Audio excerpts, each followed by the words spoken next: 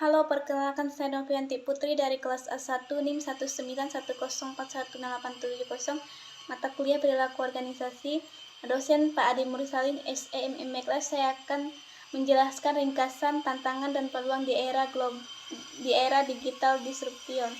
Digital disruption merupakan perubahan terhadap teknologi digital dan model bisnis yang mempengaruhi proposition dari produk atau jasa yang dijual. Banyak pihak yang menyebut bahwa perubahan teknologi digital itu dapat menjadi tantangan bagi generasi Gen Z in summary. Yang pertama, disrupsi adalah proses panjang dan kaitan mengait satu sama lain. Kedua, menimbulkan perubahan kehidupan. Ketiga, teknologi baru selalu mudah dan murah.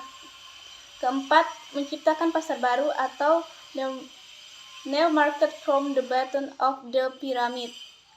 Disrupsi melahirkan pasar baru dan pelaku usaha baru, yaitu simpler atau lebih simple, cheaper atau lebih murah, more accessibility lebih terjangkau, faster lebih cepat, dan perubahan pada kehidupan. Terdapat beberapa bagian, yaitu berdemokrasi, narasi, bersosialisasi, berdonasi, berkebangsaan, berilmu, bekerja, berlibur.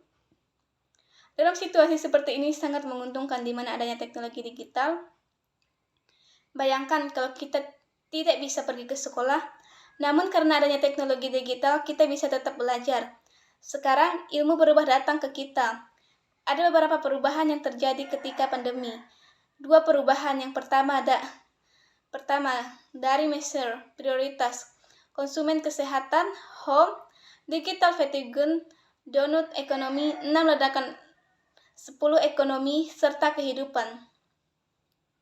10 ledakan ekonomi dari kehidupan. Yang ledakan kreatif, ledakan home sweet home, batalkan wisata atau luar ruangan, ledakan konten, ledakan kecerdasan, ledakan artifisial, ledakan useless, ledakan non-degree, ledakan open skin, ledakan lainnya, investor baru, great resignation, ledakan lainnya. Saat ini kita sedang berada dalam 3 zona waktu.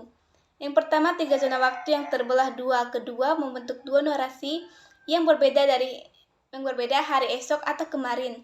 Ketiga, kedua narasi bukan sekedar narasi, melainkan dibentuk struktur, teknologi, proses, model bisnis, dan people yang berbeda. Ada 3 zona waktu, ada masa lalu, hari ini, dan hari esok. The past, the future, the present. Banyak yang kita pelajari, salah satunya adalah yesterday is today, tomorrow is today, story of tomorrow. Apa yang harus dilakukan? Putuskan di mana Anda berada, misi seperti apa yang Anda di organisasi Anda. Yang penting sebenarnya to stay relevant. 10 keterampilan pemimpin di era digital.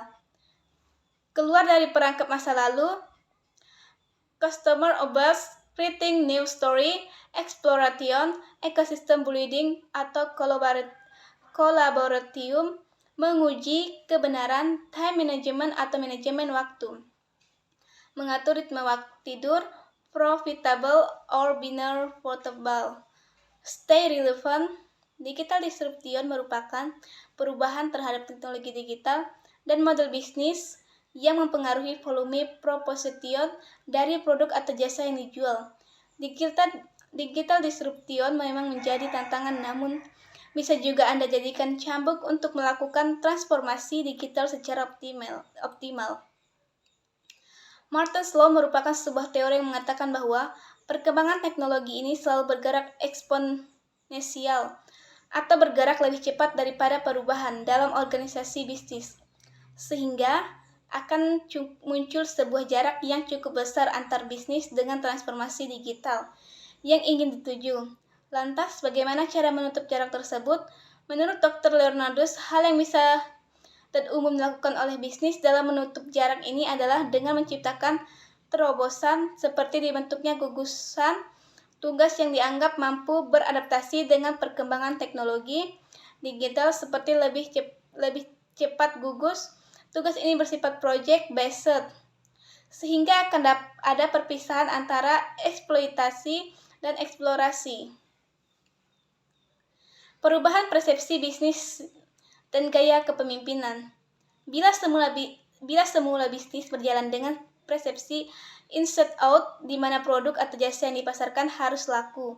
Sementara kini persepsi bisnis berubah menjadi outside in. Bisnis harus melihat kebutuhan demand dari konsumen, barulah bisnis bisa mulai memproduksi produk atau jasa tersebut. Lingkungan perusahaan harus dirombak.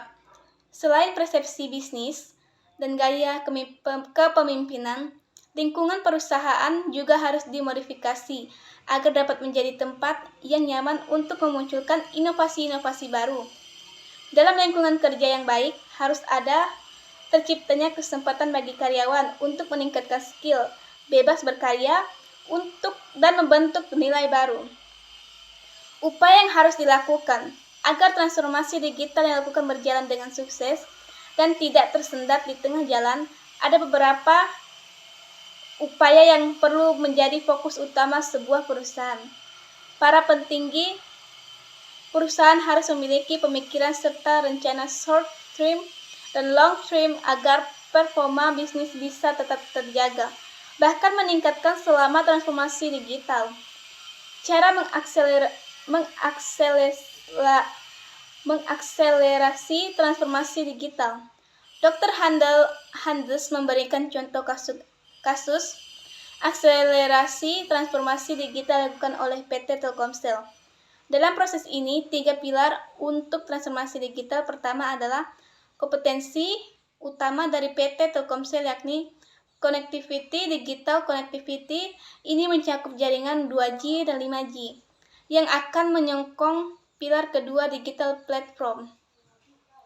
Untuk digital platform, PT Telkomsel secara intens bekerja sama dengan perusahaan lain, sekaligus memperkuat kompetensi utama PT Telkomsel, contohnya seperti personalisis, agent, load, and digi edge data. Link aja, AL, dan RRPA. Tujuannya adalah untuk memanfaatkan kompetensi utama PT Telkomsel demi meraih pasar yang lebih luas. Ketiga adalah digital service yang dibedakan menjadi 2 kategori, yakni menguntungkan bagi sisi enterprise dan bagi sisi konsumen. Dengan begitu, konsumen pun bisa menikmati lebih banyak layanan dari PT Telkomsel untuk bisa mengembangkan digital service. PT Telkomsel bermitra dengan perusahaan OTD yang supaya layanannya dihadirkan pun terjamin kualitasnya. Sekian hasil kesan saya ucapkan terima kasih.